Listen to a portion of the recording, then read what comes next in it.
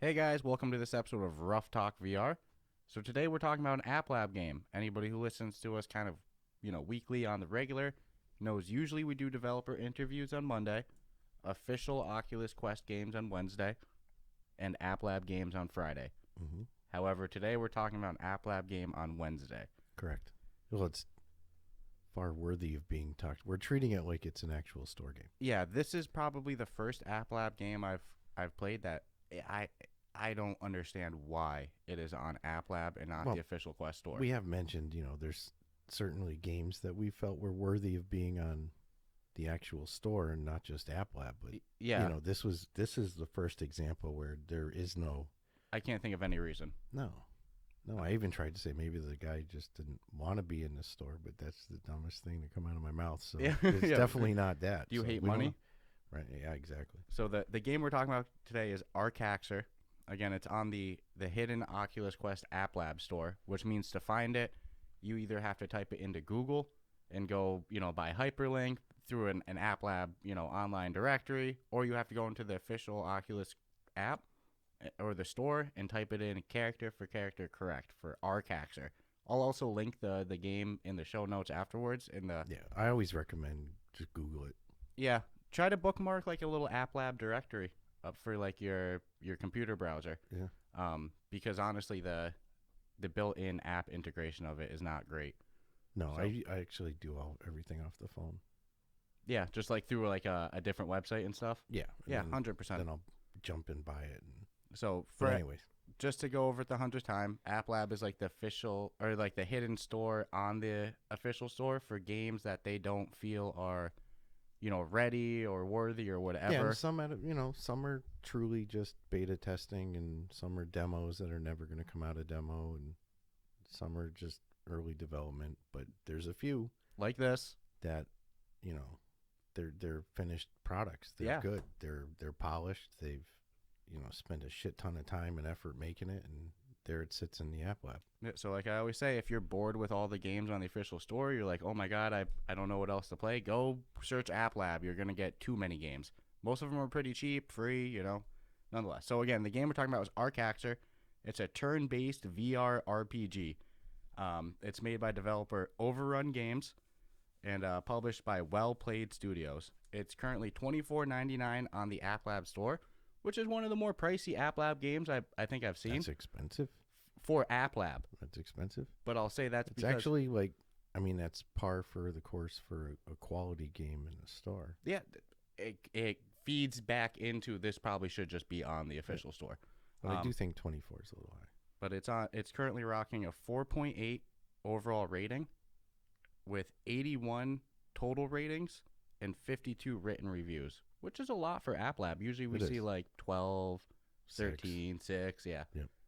Some friends reviewed it, If you're lucky. Friends are the last ones. So this one's, that's nothing in comparison to obviously like Resident Evil 4's rocking or anything like that. No. For App Lab, that's pretty good. A lot of people use App Lab, but there's something with the reviews. It's a struggle to get people to actually review.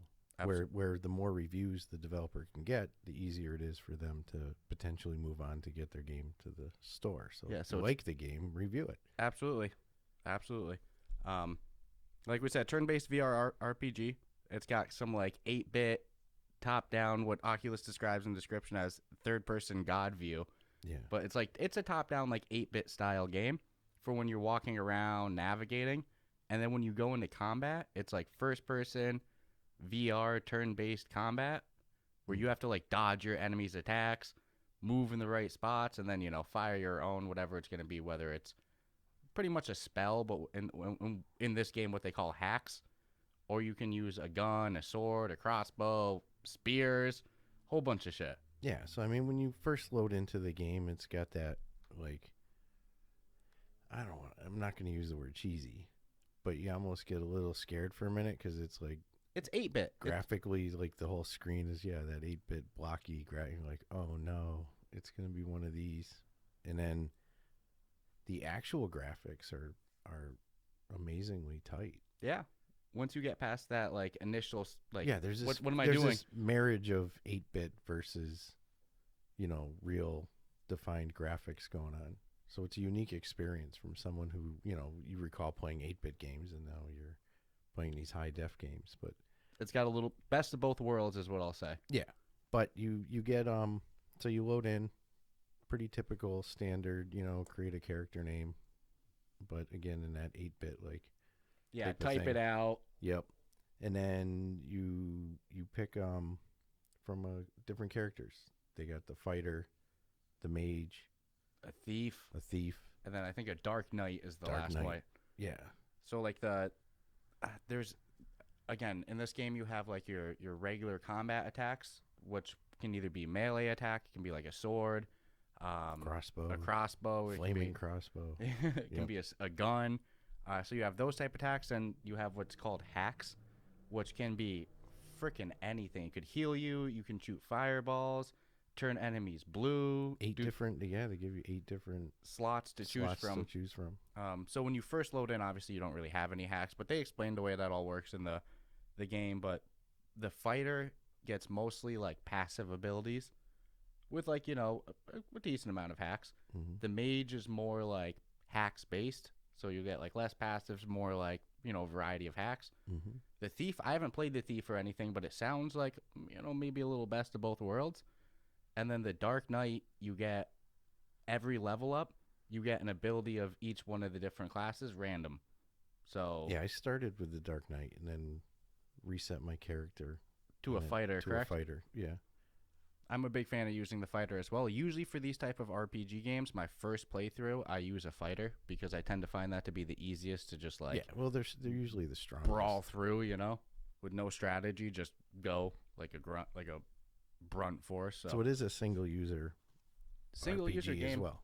Yeah, and I you know what? Having played the whole game now, I beat the game, mm-hmm. which took a while. There's a shit ton of content in this. I definitely think that it could work co-op. Because it's turn-based, and there's times that you have enemies, or not enemies, but allies fighting with you. Yeah. And they take a turn, and they're next to you, and I'm like, oh, man, this could totally work with a partner. Well, I mean, it is advertised as no internet connection, so... Yeah, that's true. But I 100% agree. It would be friggin' awesome to have played it with...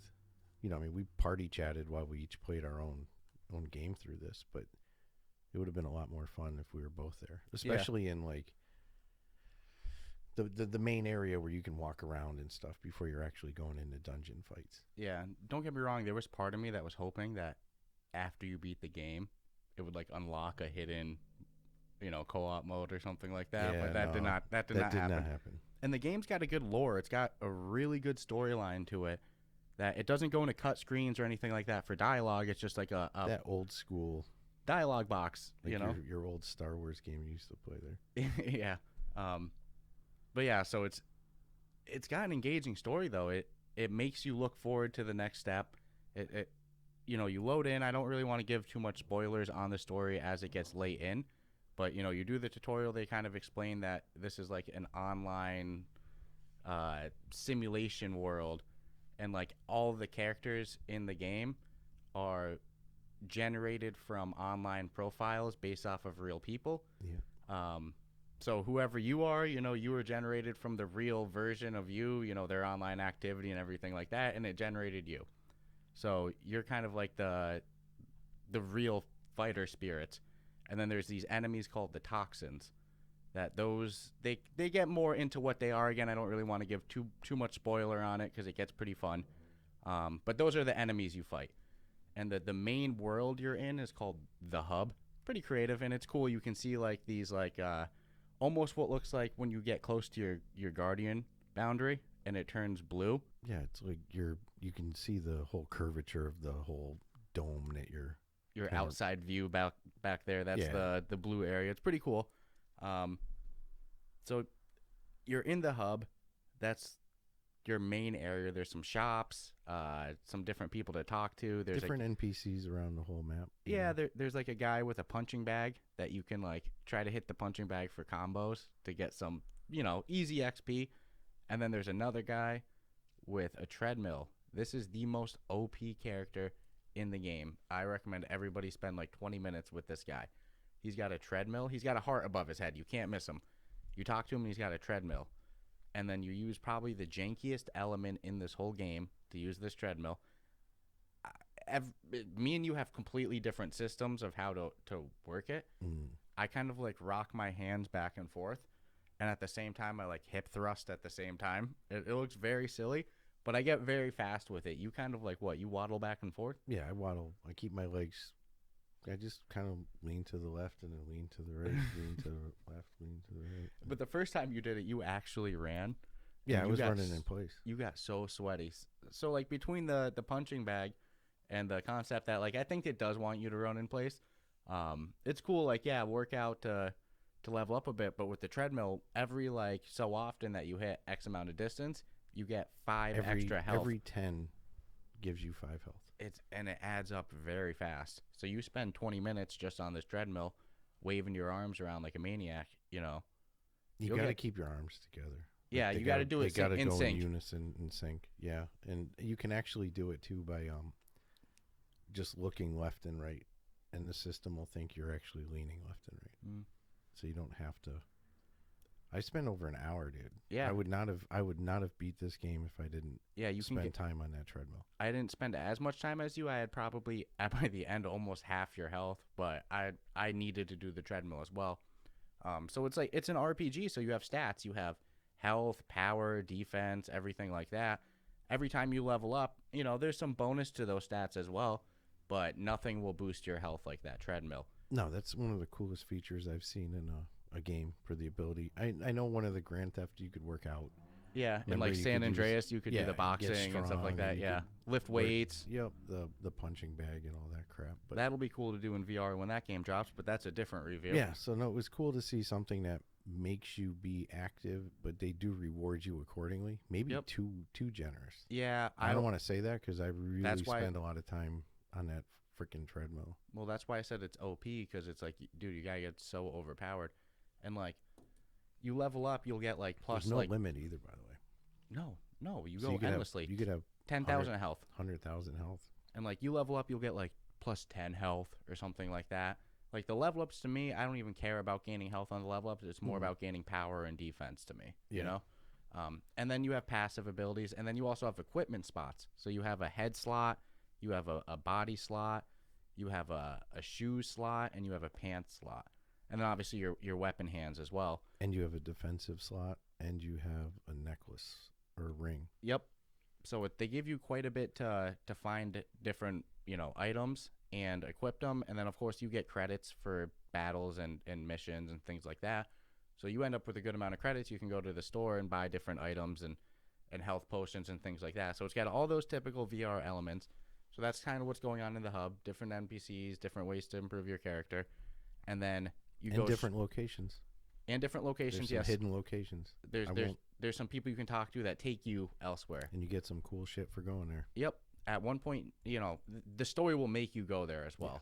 Yeah, you can go there early. But nonetheless, so straight down through the hub, you see this giant tower. That's the premise of the game right there. That's what they call the stack. So early on in the game, they introduced that the Taskmaster. I won't go in depth on the story because I don't want to give too much spoilers. But like the Taskmaster is trying to make these spirits that are forming, like you. I call it spirit. I mean like avatars. Like characters, online presences. He's trying to make them fight up to the stack to try to reach the top. Nobody knows why, but other people are also trying to go up the stack. You try to go up the stack on your own. You meet this lady, Sydney. She's like, hey, you need to go up to the stack to stop the Taskmaster and get there before he does, you know? And your character has a unique ability to do the hacks. It's called hacks because you're hacking the simulation. Nobody else can do hacks besides toxins. But like none of the other actual like NPCs that's unique to you. So you discover that ability some point in the tutorial, and that's why Sydney's so interested in you and your ability to climb the stack. But that's the whole premise of the game, you know, level up your character, improve your ability, and try to get all the way up to the stack. There's like 100 floors, a little bit over 100 floors. Every like 25 floors, there's like a benchmark that like change it to a different style floor. So you have your first level, then you go to like the Jonas floor and so on and so forth. There's like a floor that's all cemetery, a floor that's like RGB, like red, green, blue. It's pretty trippy. So good variety of enemies. As you advance farther in the stack, You know, obviously you unlock better weapons, you fight harder enemies. They did a really good job with enemy variety too. Yeah. I don't. Sorry, I got thrown. No worries. No, they did. Oh, I wasn't a huge fan of the game when we started playing it, and I'll put it right out there. You know, it took maybe a day or two before I was like getting really lured into it. Mm-hmm. And what really got me was the story started to get like it kind of latched onto me. Like I needed to know now. All right, what the hell's really going on here? Because they kind of throw you some teasers. Mm-hmm. And I found the story to be really compelling, even though I'm not a fan of that old school, you know, click, click, click, click, click, and limited, you know, voice, you know, that type of shit going on. Yeah, not everything's voice acted. It's very limited voice acting. Yeah, and it's you know, you'll get the whole text you box. might hear the same shit, yeah, a couple of times, but it doesn't matter. I mean, truthfully, and once I started recognizing like the scenery was. Like the detail in the scenery at your hub, when you see the little computer cables in the ground as plants and the zeros and ones on the trees, and you make this like real big connection that holy shit, even your backpack is a little USB drive. No, I think that's one of the items that you unlock later. Okay. That allow you to. All right, I got it. But But yeah, everything's like that whole simulation computer theme. Yeah, and they just kind of hit you at all different, and with the first person perspective for the fights, where you actually, you know, I tried playing the game sitting down. I don't recommend it. I was like, don't do that. I was like, you need to, because you need to stand it's a little bit of a workout. It's like an agile game. Later on in the game, it definitely is. As the enemies and improve. I would say though, like, take your guardian very serious. Oh yeah. Give yourself a little bit of playroom for this one, because you're gonna be swinging, you're gonna be moving, yeah, ducking. But no, I wasn't a huge fan going into it. I don't mind RPGs, but I probably prefer newer ones. Yeah, and more than that older school one. But I don't think you're a big 8-bit turn-based fan either. No, but at the end of the day, oh man, it sucked me in. Yeah. Again, it was like I really wanted to know what was going on.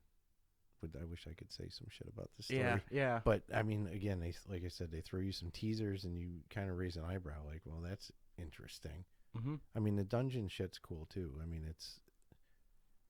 Yeah, I found myself like, okay, so you don't have to like necessarily clear every room in each floor of the dungeon. If you can run from your start point to the next stairs to get to the next floor. To the next floor, you know, you can do it. So they give you, but you know, it's just like any other dungeon type thing. You know, there's going to be some chests in there, and there's going to be bad guys in there, mm-hmm. and the bad guys get real fast later on. Yeah, like on at fourth floor. Like the game starts hard for me because like at first when you do damage, or like you go to hit somebody with your melee weapon or your gun, you're like your range attack, basically your default like equipped weapons, it does damage to you as well. So it's very hard at like when I first started playing, I was like, oh shit, I'm going to do terrible at this game. But if you play as the fighter, you get a passive ability pretty early on in the level ups that really null and void that.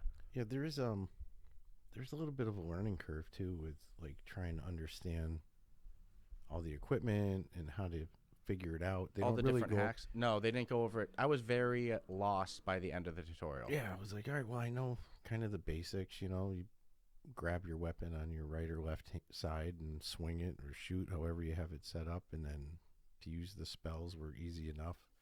But it was the whole like, because you've got your equipment, your loadout, your passive stuff, your keys. Mm-hmm. There's a whole bunch of shit going on. Yeah. But if you just take your time with it, and I think some of it too is like when you're in the hub, you don't really know like what, you know, like this isn't even really the main game. This is just an extension of the game.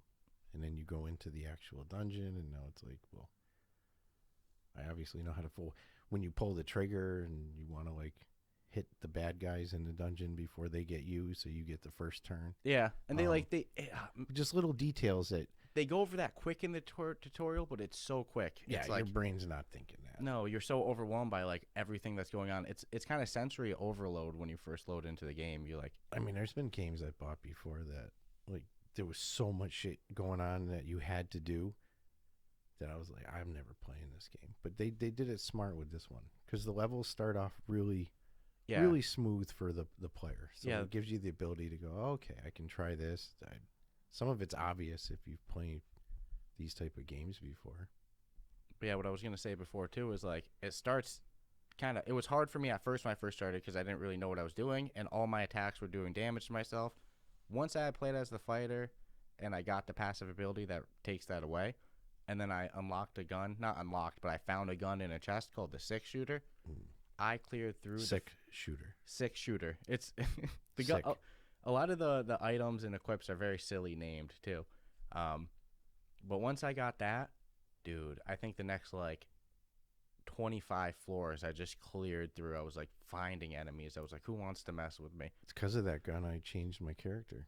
Yeah, because you started as a Dark Knight. Yep. And then you didn't get the passive ability that, you know, took away the ability to take... Or that, you know, helped you with the damage problem.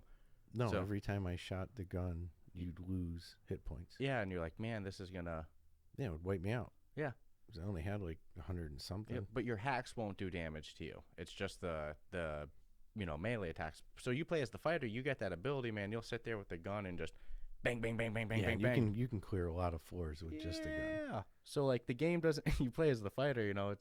It starts a little overwhelming, and then you just start kicking ass until like floor 50, and then it starts getting hard again, and then it gets real hard. I died a lot on the last 2 blocks. Because, like I said, every 25 floors or whatever is a block. Those last 2 blocks, man, I was getting my ass kicked. See, I this is where I spent so much time on the treadmill. Yeah. I gave myself a huge buffer. Yeah. Ridiculous. You would double my health, and I had a lot of health. Yeah, I got over 3,000, like 3,400, something like that. Which, you know, you have no frame of reference if you're just listening to this without ever playing this game. That's a lot of freaking health. That's like boss level health. I've never seen a game that let you do that. Yeah. Because So- with no limit, because usually there will be like with Or a max daily of limit, a 30. yeah. Yeah. Some of that type of crap. So it's like It's definitely too OP. that little feature in itself, I think, really is also one of the things that made me enjoy the game. Mm-hmm. Because it gave me like what I felt was like an edge. Like I'm not cheating. I mean, No. it's an exercise. I had to earn it. Yeah, and I think they do it because like they understand it's gonna get fucking hard. They're rewarding you with health points for bettering your health. I mean, what better thing can you do? Yeah, the first time you did it, you were like, "Oh, dude, I gotta stop. I'm Dude, sweating." my arms were sore because I didn't know about the swinging them both. So I was running in place, Yeah. doing the arms like traditional style. Yeah. Got to work double hard. You know, now I can just basically do it, just like you said, waddling. Yeah. But yeah, that treadmill was like, I guess it just made the game a better experience for me. Yeah, and you know what's cool too? So they have this long, in-depth story. Like you're not gonna blow through this game in a day or 2. Oh, if you try, it's gonna take a week. Yeah, like, and it's hard. It'll take it's a week. a lot of content. So you finally beat the story, right? There's end game content too. Yep. There's content post story. game. I can't get into what happens or anything because the story changes a lot. It changes pretty fast. There's a lot of new characters introduced. Some characters kind of... It's even some emotional shit in a small way. Man, yes. I don't want to say nothing. Not in a small way. I was very bummed about one of the freaking characters. I don't want to get into it right now because it's spoilers. But the story is real good, and it's funny to compare this to, like, Eternal Starlight, a game that we both loved. But I watched I paid attention to the story. You didn't give a shit. You just clicked right through it. Yep. This game, it got you. Yeah, this story, like I said, yeah. And it's nothing negative against Eternal Starlight. That's just usually how you play these games. You're just like skip, whatever. Yeah, if there's no real, like, Incentive. to hear the story, like, do I need this story to, like... But, like, you know, you'll play through 25 dungeon levels, then you finally get a boss battle, then you see a bunch of characters huddled together. It's like, shit, you really want to pay attention, you know? Yeah, you kind of need to. Yeah, I would have been lost at some points if I just skipped. I'd been like, wait, what's going on? Why am I I'm here? curious if they wrote I'm curious if the story was written before The game? like if the game was made around The the story, actual yeah. story instead of piecing in the story into the game. And they build room for a sequel. Like, the game could end. Yeah, and there's a coming soon on They the could- load-in screen too, which... Part of me wonders if that coming soon is the only reason that they're on applab. I questioned it. Yeah. And I'm part of me is like, they should just take that coming soon out. What would the coming soon be? The only thing I could think is online co-op. That's the only possible thing I could think, or a permadeath mode or something like that. No permadeath needed for this game. Why? Because it's too fucking hard. Well, your battery's not going to last long enough to finish it. Permadeath doesn't mean one session. Permadeath just means if you die, you're done. So you can save and leave. As long as there's a save. Yeah. Because I've gone through my battery and my battery backup playing this game in one session. Easily, because it's very, very engaging. The combat's fun. It's like it's a good workout. You feel like you're doing something, and then like you finish the match, and you go into that top-down view again. You're exploring. When you're top-down, just exploring, you just use the thumbstick to move. It's like no physical exertion. No. But then you go into the actual like combat mode, and like, dude, later into the dungeon, there's some attacks that it's like good fucking luck not getting hit at all. The enemies are so goofy, man. Yeah, some of them are real silly. Like there's some that are like flying swords, like pirate swords. You get obviously, you get like humanoid casters. You have like these floating shapes. There's like gnomes. The gnomes are my least favorite. There's imps. There's a whole bunch of shit. There's a wide variety of enemies. Yeah, and every floor's got its own unique theme. Enemies. There's like a cemetery floor that does have some ghost enemies. That's the one I probably got my ass kicked on the most. That cemetery floor. Really? Oh my god, because like that was the only floor where I would go and fight an enemy. And like, so you're walking out in the top-down God view, like it says on the Oculus Store page. So you're in the God view, and then an enemy runs up and attacks you. It's just one enemy that attacks you, but then you go into the combat, and it could be 2 enemies, 1 enemy, 4 enemies, right? On that cemetery floor, I kept getting hit with 5 enemies. And like, it was so ruthless. When the game starts in the beginning too, it's strictly turn-based. So I go, this enemy goes, this enemy goes, this enemy goes. I go, this, very straightforward. Later into the game, you start to see like these not invisible, but like transparent links connecting 2 enemies together. And if you don't kill one of those motherfuckers and you leave that link active, when those enemies attack, they're going to attack at the same time. And good luck dodging, 2 attacks at once. 4 or 5 enemies, yeah. Mm-hmm. So when it was these 5 enemies, they were all linked together. Good luck. How are you going to dodge 5 attacks at once? You can't. You're not. That's why you got to work out on the treadmill and have 3,000. 3,000 health. Yeah, because when that shit happened to me, I was like, I'm just eating it. Take it on the chin, and I'll use a little health potion.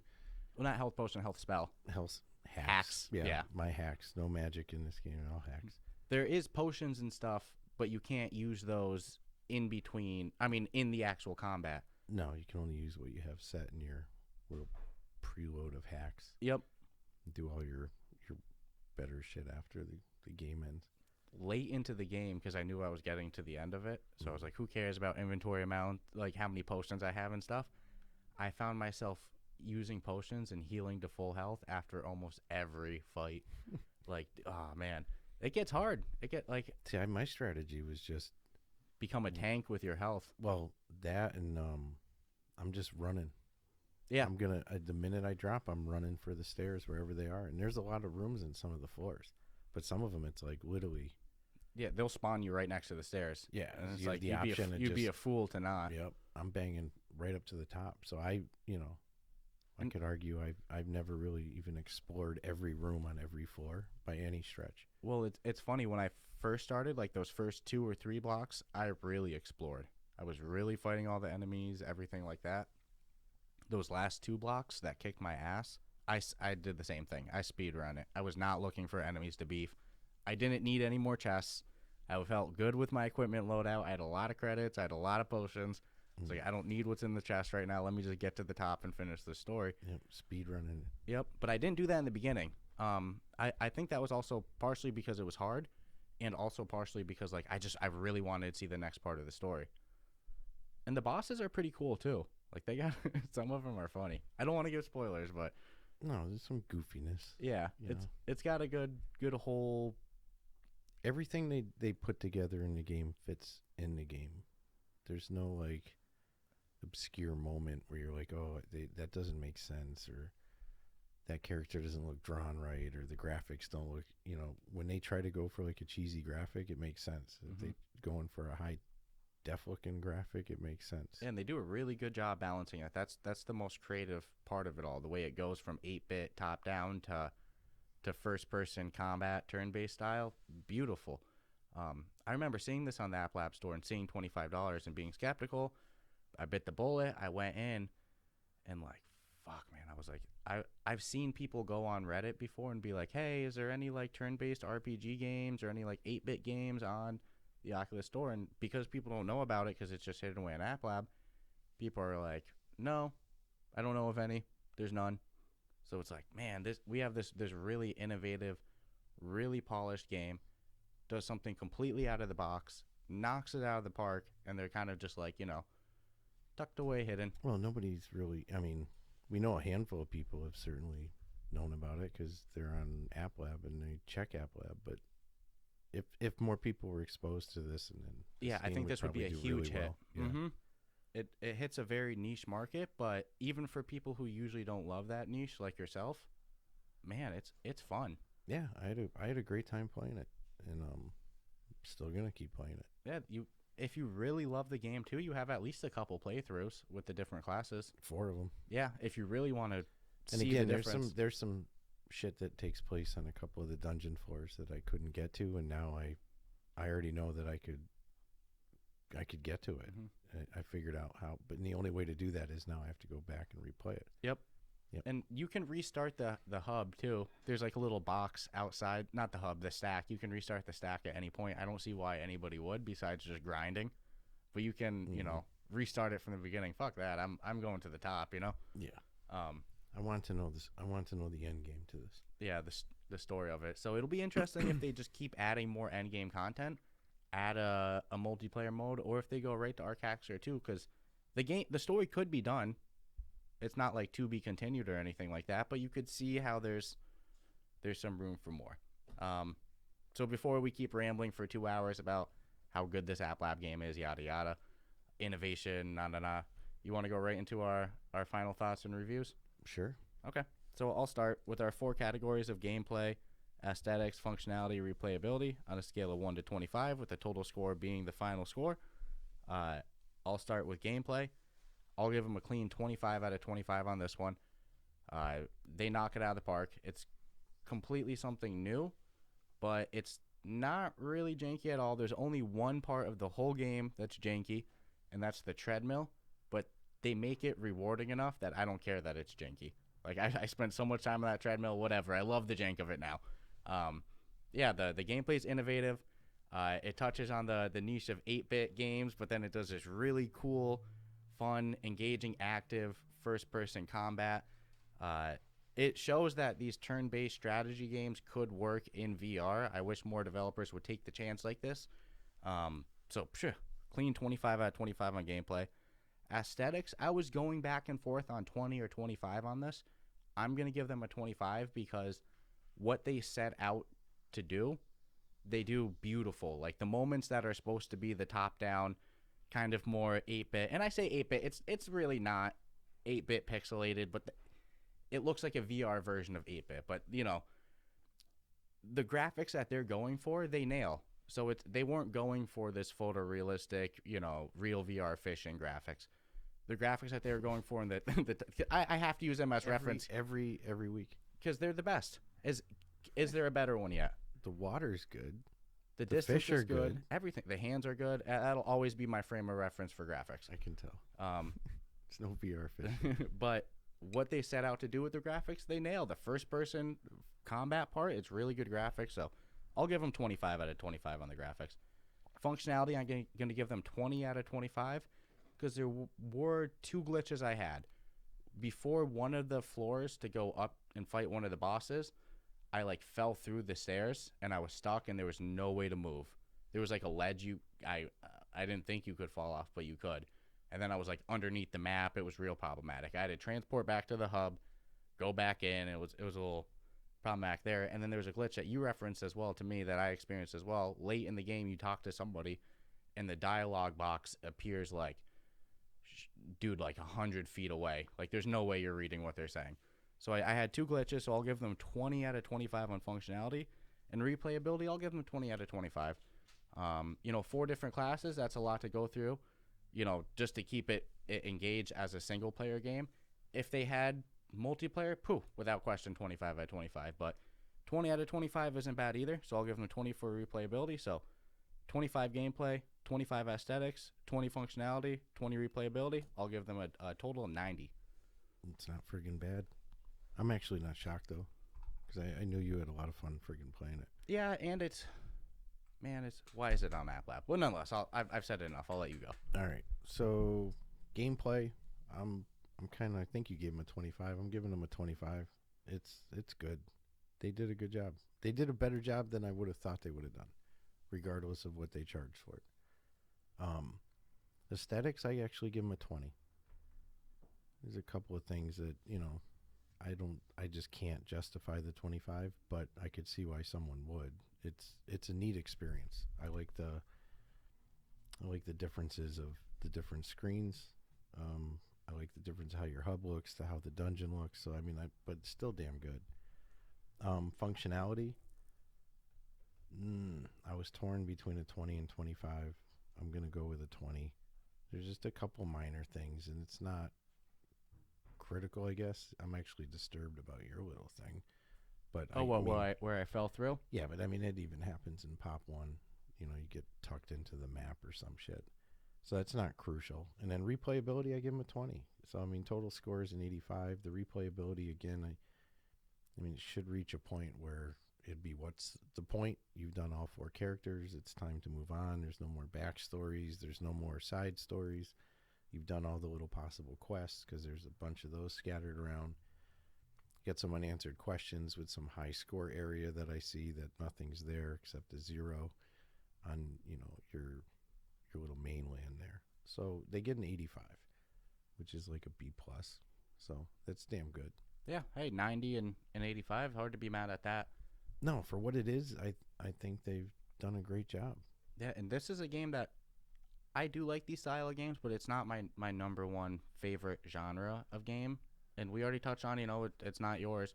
So this is a game that even for people who aren't super into this niche of games, it's so fun. Yeah, it won me over. I mean, I go into every game we play with kind of that open mind, so there's no like biased opinion of it. It's like, all right, clean slate.